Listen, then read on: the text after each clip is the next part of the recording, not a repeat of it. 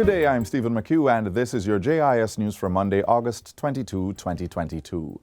The Bank of Jamaica, BOJ, has increased its policy interest rate on deposit-taking institutions' overnight balances by 50 basis points to maintain control on the liquidity of Jamaica's currency while awaiting a return to normal and sustained inflation levels.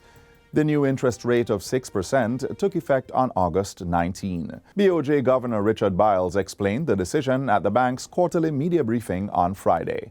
This current decision has resulted in a cumulative increase in the policy rate of 550 basis points since October 2021 and has taken the policy rate to a level that the committee considers appropriate.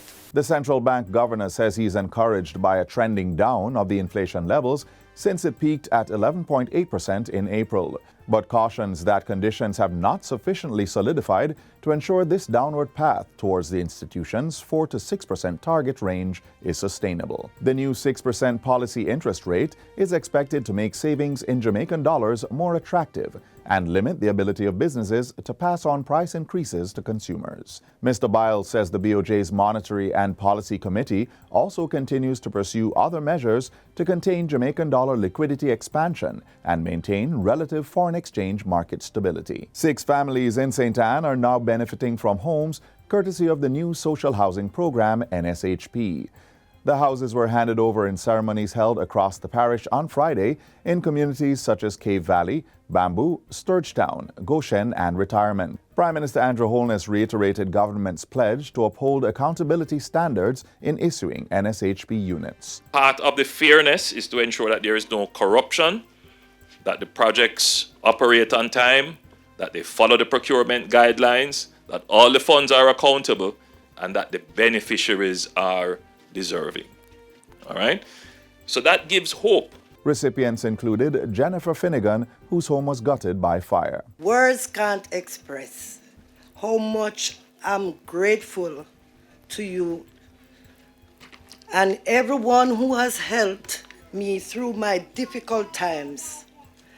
I love you all. Hundreds of Jamaicans in communities across the island will continue to benefit from free screening for non-communicable diseases, NCDs, such as breast and prostate cancers, hypertension, heart disease, and diabetes.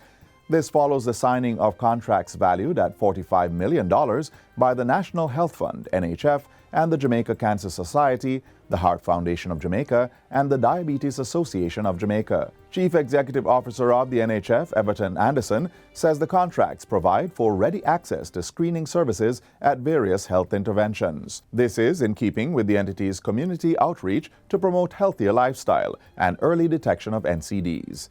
Mr. Anderson points out that community health fairs, which had to be paused due to the COVID-19 pandemic, have resumed and will be a vehicle for these free screenings.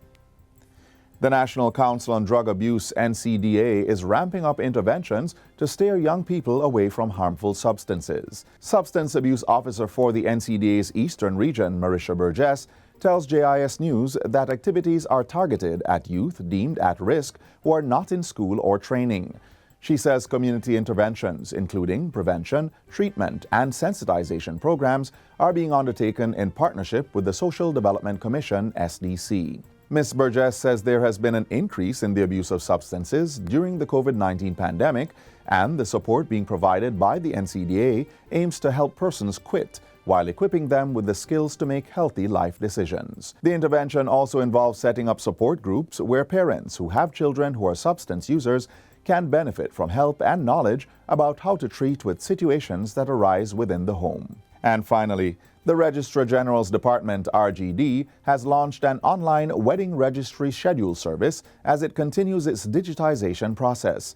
Customers will now be able to apply for, schedule, and pay for weddings that will be done at various RGD locations. Minister without portfolio in the Office of the Prime Minister, Floyd Green, says the new service will help to reduce customer traffic at the RGD locations. Additionally, things that would cost people money to travel to locations, right?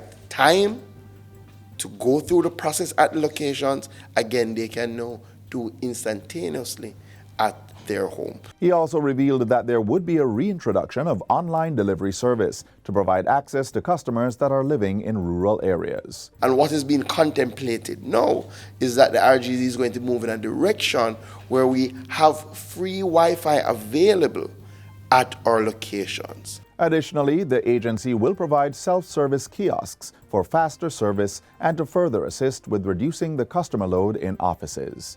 And that's it for JIS News Today. I'm Stephen McHugh. Thanks for watching.